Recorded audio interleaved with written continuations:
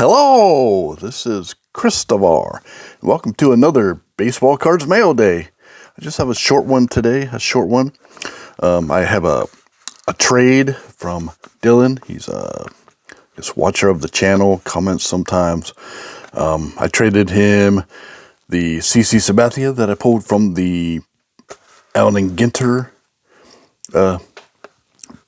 blasters or whatever, the two blasters I opened a couple weeks ago or a week ago. So this is, that's that. And then stay tuned. I'm going to do a little bit of commentary. So it'll be a short video, but if you want to stick around, I'm going to do some commentary on what's going on. I don't know, not necessarily what's going on, but some opinions and stuff. The new baseball season is upon us with all the new rules and all that good stuff. And just, there we go. All right, so here it is. Make sure nothing else in there. All right, nothing else in there. Here we go. Oh, he sent some extra cards. Awesome. Awesome, dude. Thanks for extra protection. Oh, so we have a Matt Vierling Prism with an S Chrome rookie card. And then a Nick Matone purple parallel. And Alec Bohm rookie debut purple parallel. Man. Thanks, man. Thanks for the extra cards. Awesome. And here's the card I traded for. Clubhouse Collection, Alec Bohm. Very nice. I don't have very many hits of his at all. So this will go directly into the PC. Do not pass go or collect any other cards in its place. Whatever. So that, I'll let you sit there and stare at that, I guess. Yeah, thanks, man. Thanks for the extra cards. Really appreciate it.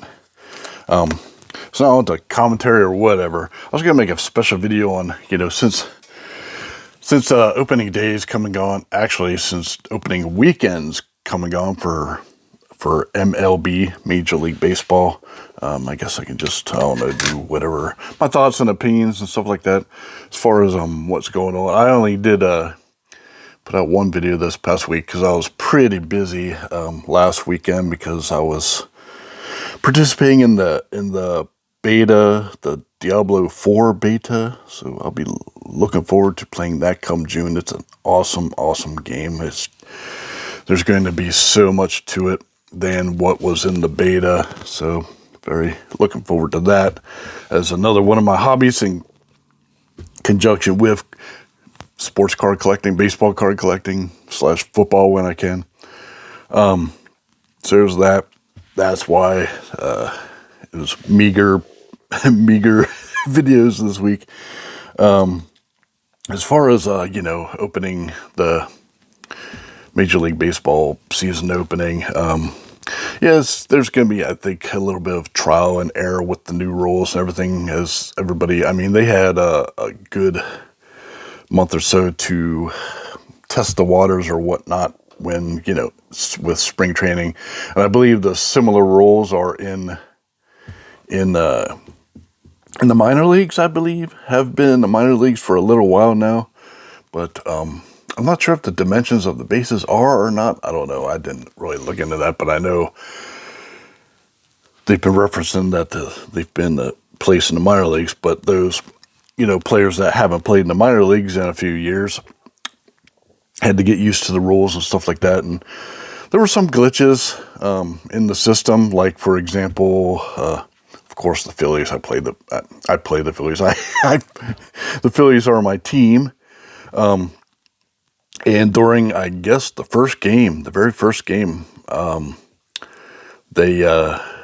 Aaron Nola's earpiece, or whatever they call it, the piece that communicates between the catcher and pitcher, was broken, and he was trying to relay that, and he almost got caught a ball because of that fact. And it was like they had to the umpires they did it right. They went back to review and looked at the time clock, and then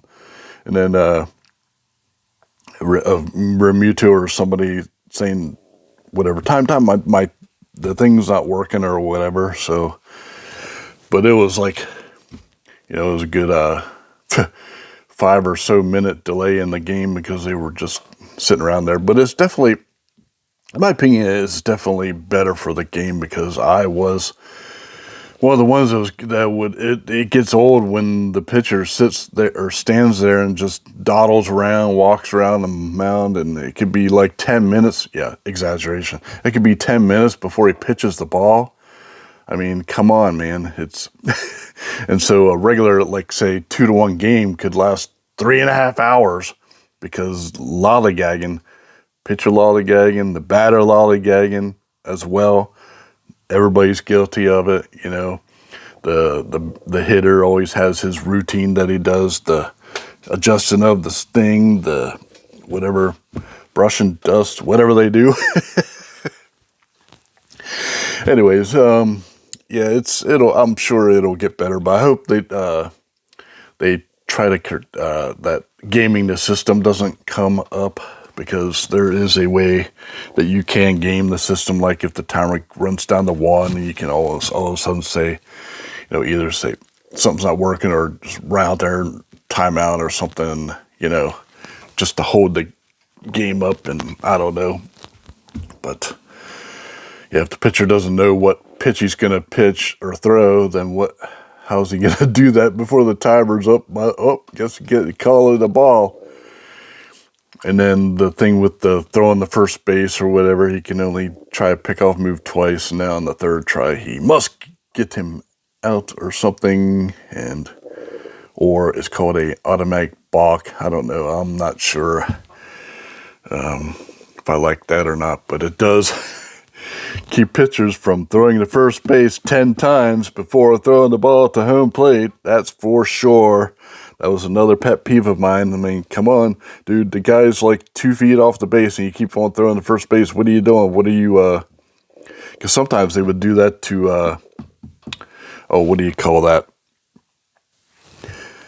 To delay the game a little bit. So that if a pitcher's warming up, the pitcher can get a few more pitches in and stuff like that because he knows that he'll be coming in there. The new pitcher will be coming in there soon, so he'll through the first base continuously. Yeah. It's noticed. I noticed that. Or whatever. I don't know. But, so rule changes are good all around. Just take a bit to get used to.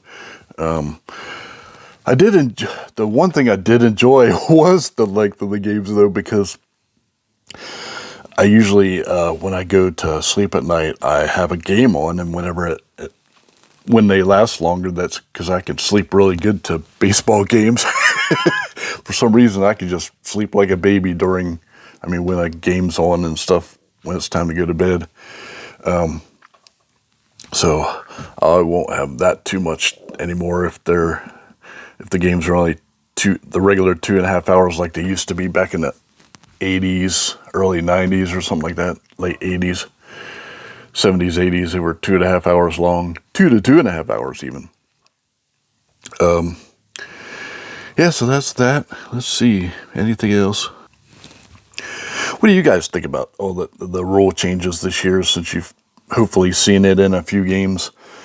I know the Phillies are not doing very well in their first couple games. I think they broke another record, except it's a record of infamy. The pennant winner that gave up the most runs in the first 2 games of the following season, that would be the Philadelphia Phillies. Put that key statistic, roll it up real tight. I just hope they do better than that, or else it's going to be a long season. Not sure what's going on. I mean, they're hitting the ball because they scored several runs. Several runs in the first game anyways. I think they did in the second game. Few runs. But, yeah, they need to get their pitching together or something. Man. Anyways, let me know in the comments section. What do you think about all the rule changes? I do think it's kind of weird, all the stolen bases, like they like tied the record or something, or not tied the record, but the most stolen bases on opening day since, would they say, since whatever, 1930? I don't know. But it's been a long time since that many stolen bases were done on opening day, I guess.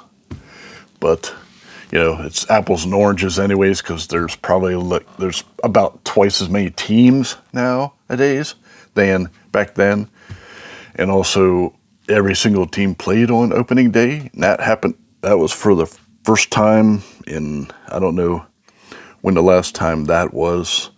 I should have wrote a couple notes down for dates, but I'm just veering off the top of my head here. So yeah, just a few little statistics there. It is strange seeing all the stolen bases, so I just hope that there won't be a couple guys with 100 stolen bases each year. That just kind of negates the purpose and what Ricky Henderson and Kenny Lofton and Tim Raines did back in the day. Kenny Lofton had 70-some. Raines had. Did Tim Raines have 100 one year? I think he was in the high 70s, 80s or something. A couple years. Ricky Henderson had his 130 stolen base year. That was that 1 year. So I just hope we don't have one guy or one or two guys with 100 stolen bases every year. That kind of goes the other way. But with that also, I look to see more RBIs as well, because of guys being in scoring position more. Because before it's not like having 40 home runs and 80 RBIs. That was pretty weird for several years now. It used to be like 30 home runs and 100 RBIs was the benchmark or whatever. Now it's like you have to hit just about 50 home runs to get 100 RBIs, or at least 40 or more home runs to get 100 RBIs. That's another thing I look for it to increase. I don't think anybody's talked about that yet. You heard it here last. Krysdavar's channel on YouTube. Yeah, because people be in scoring position more because of so many more stolen bases, and if somebody happens to get a base hit, they can come around and score or whatever. And because before they'd be on first base and stuff, and then be stranded on base if the next guy gets a single, and then either a double play or whatever ensues after that. So yeah.